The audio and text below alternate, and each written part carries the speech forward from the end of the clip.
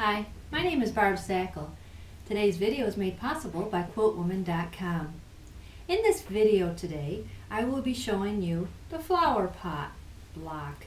This is the third block in my Beginning Quilting series.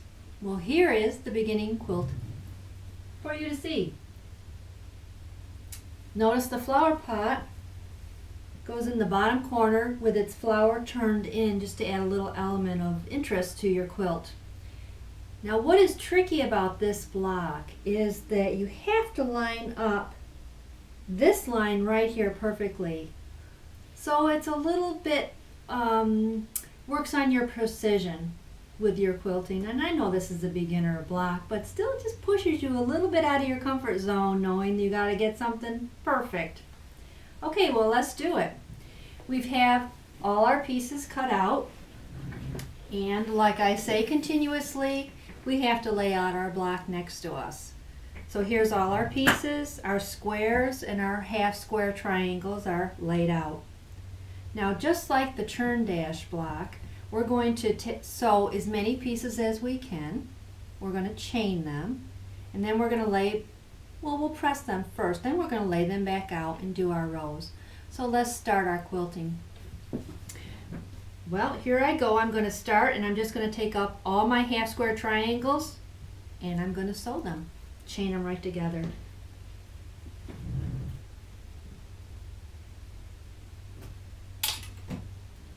Remember, we're using a scant 1/4 inch.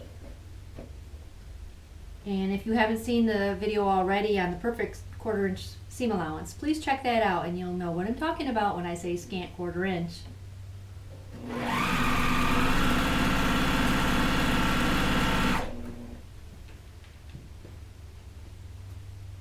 Notice how I set the one piece of material on top of the next piece of material, and then I arrange the tips before I bring it to the machine.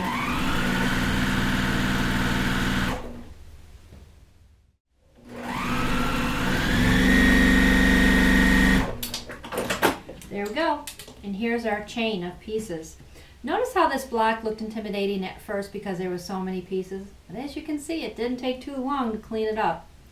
Now I'm going to cut these apart and press them and lay my block back out. So I'll see you in just a sec. Okay, so we're back. I took my half square triangles and I took them over to the ironing board and pressed them.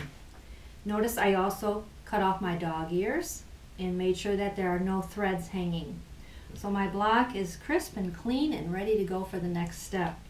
Now, just like we did in the churn dash block, we are going to construct our rows before we go ahead and do anything else. We're just going to construct our rows. Now, we've been chain piecing all along, and like I said in the last video, if I put these two pieces together, I would have to take this out of the machine and add this piece and take it out of the machine and add this piece to get my row done. But when we quilt, we always want to chain piece as much as we can. So what I'm going to do is I'm going to chain these two, then these two, then these two, do, until I have all 8 pieces done. And then I'm going to cut them apart, set my block back up. So let's start our chaining.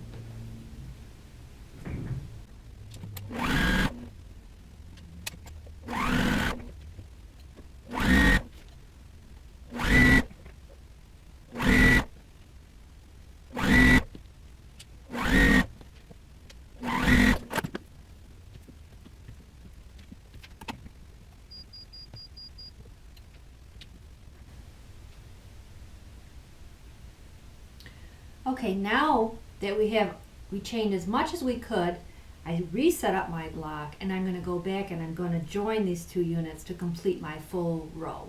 Let's do it.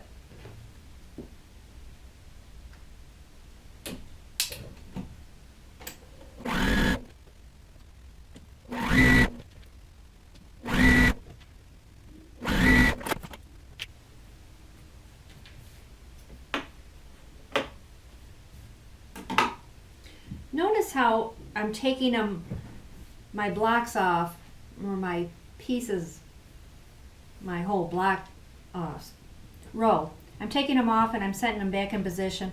don't try to memorize the position because it's like a puzzle, and if I mess these all up, you know, it's only going to take me a second to put them back in position. So don't be afraid. It's like a puzzle. You're just going to put it back together every time. And here it is. Now at this point it's time to go ahead and press. And I discussed in the last video with the churn dash that when I do rows like this, I press my rows in opposite directions so that the seams can nestle together and you get a nice kiss from them. So I'm going to take this to the ironing board and I'm going to press this row to my left, this row to my right, this row to my left, and this row to my right. And when I come back, my seams are going to be opposite and they'll be ready to nestle together. So I'll be right back. I pressed my block out and I laid out my rows. Now comes the tricky part. There's two things that have to happen when we join these rows. One is we have to make sure that this side of the flower pot is lined up. And if you haven't noticed, I am forcing this on you a little bit to pay attention to your seam allowance connections and your kissing, because this is the bottom line of all your quilting that you do. So I'm kind of forcing it on you right now to tuck it under your belt, and for future reference, your precision in your quilting is really gonna be there. So number one is we're gonna line that side of the flower pot up, but also we have something called the little 1/4 inch bottom pieces because we used the half square triangles. Do you notice how we have little 1/4 inch here? Well, we have to line these guys up with the row 2. So let's see how that's all done. First thing I'm going to do is I'm going to take the bottom row with the second to the bottom row, and I'm going to lay one another on top of each other. Now we have 3 seams that have to be pinned, and remember how we're going to do it. We're going to take our seam, and here it's white against white, and we're going to kiss them, butt them right up, have a nice kiss, and you're going to pin it. The second seam, we're going to butt up, have a nice kiss, and pin it. Now the third seam, if you want to peek in there, there is that little 1/4 inch division here between colors. We have to sew right on that to get a perfect point. Well, how we do that is, let me grab a pin here. Stay with me. How we do that, we're going to pin, not only kiss our seam, but when our pin goes through there, well, let me show you on this side. You see that X? Now take a picture of this and you'll see it close up. There's an X here that our seam has created. When we sew these two pieces together, we want to hit that X for a perfect point. So I'm going to make sure my seam is pushed over so that I can see the X. Now this means I have to do the seam on the back side in the opposite direction. Okay, now my seams are kissing, and they're in the opposite direction of how I pressed them, but that's going to happen all the time. And I'm going to pin this in place. Now when I sew this, I'm going to hit that X, and we're going to have a perfect point on the other side. Let's do it.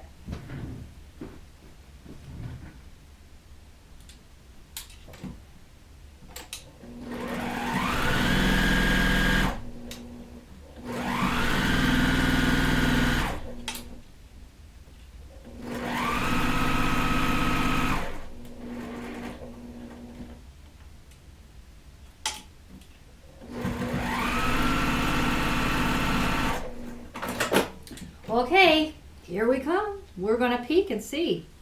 The first one we hit, and the second one we have hit. Because we hit that X, we have a beautiful point.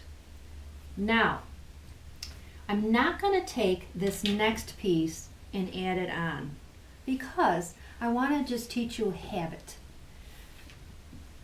When you put together a full-size quilt, remember we do it just like a block. You do row by row by row by row.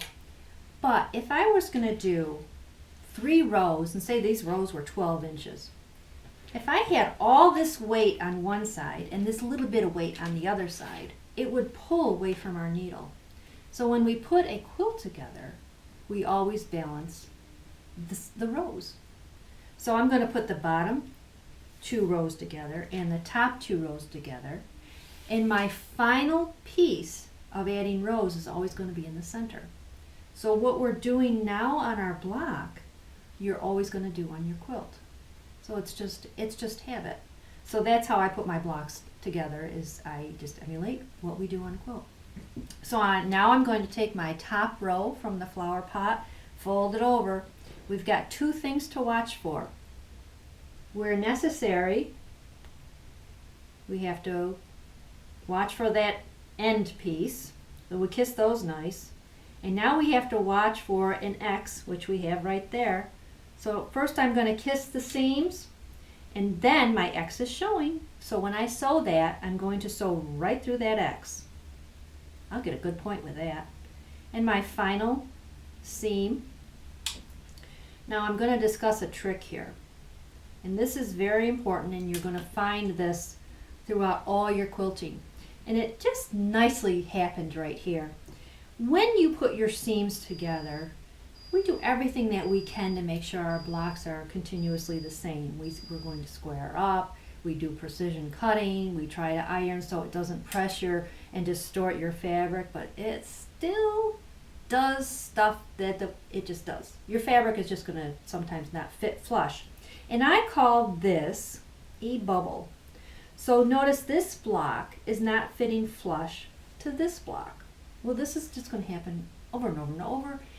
We can take care of that. So here's a little song for you. We're going to put the bubble on the bottom. So you put the bubble on the bottom. And if you keep saying that to yourself, it's just going to become another habit. So whenever your quilt blocks don't go together nice, and you can see that one is bubbling over there, what are we going to do? You're going to put the bubble on the bottom. Well, the presser foot eats it up and gathers it. So your 2 seams are going to come out perfect. So whatever side your bubble is, what happens? You're going to put the bubble on the bottom. Okay, so this is pinned. I'm going to put the bubble on the bottom. Let's see what happens.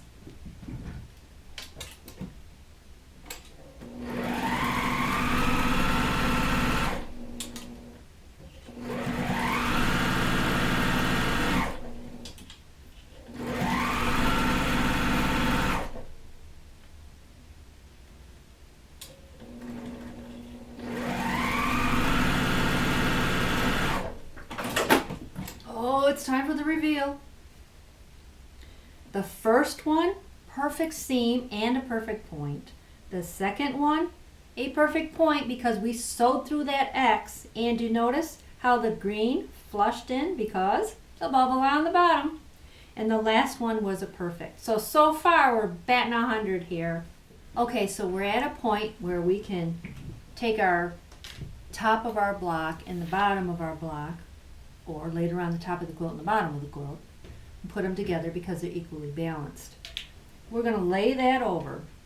Now you'll notice in the picture that's showing now that the front and the back both have that 1/4 inch placement that we have to put together so we get a perfect point. So what we're going to do is we're going to start with our middle section. I'm going to insert the pin right on that X. And I'm going to put it straight through, and I'm going to peek, and I'm going to stick the top of the pin right at the point of the back section of that, and that's how I'm going to pin it. So not only does that going to kiss my seam automatically for me, but it's going to make the X on both sides line up perfectly, so you're going to have a point that's precise on both sides. Now let's go to our other 2 ends. And this end, you can see again, we have that little 1/4 inch that we have to line up. So I'm going to fold over the seam allowance so I can see the X, put my pin in it. My pin is going to go into the tippy top of this.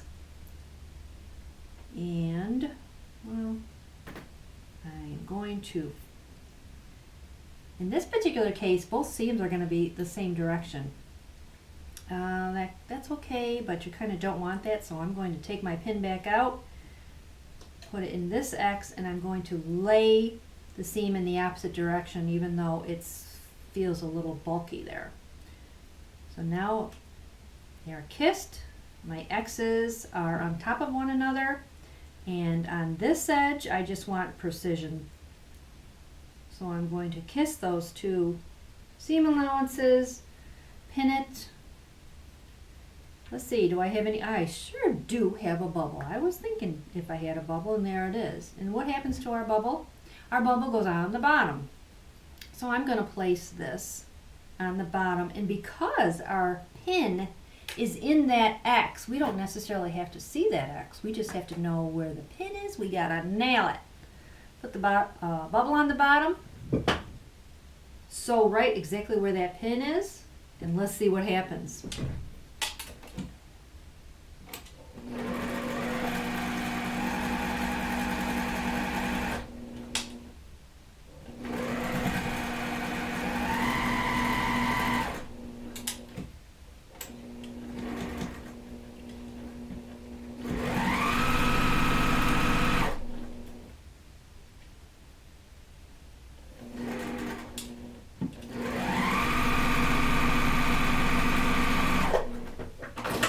Time for the reveal.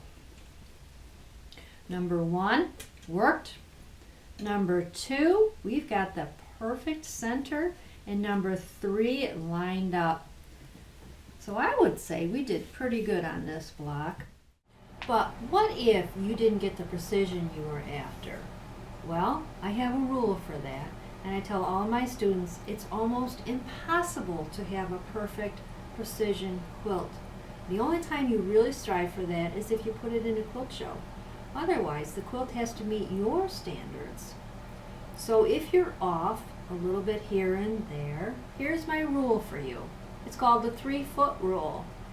That means if you can't see the mistake in 3 feet, let it go. Let yourself relax and enjoy your quilting, and know that you don't always have to have precision quilting. For example, I would take the quilt from my student, and I would sit there and I would twirl it and I'd mess it up, and then I'd say, where is it? And in general, they can't find it. Well, if you can't find it in 3 feet, let it go. Relax. Enjoy your quilting journey. Well, speaking about precision quilting, coming up in my next video is called Let's Square Up. This is where we learn to square up our blocks before we sew them together. And this helps your precision so much. You're not going to be able to live without this trick. So, if you like what we did today and you want to keep it going, this is going to be your next step after you finish the beginning quilt. This is the Let's Square Up quilt. And this is the Let's Square Up companion quilt. Both will be coming up soon. And if you like any patterns that you've seen today, they're all available on QuiltWoman.com. Thank you for joining me. If you like what you saw today, won't you share?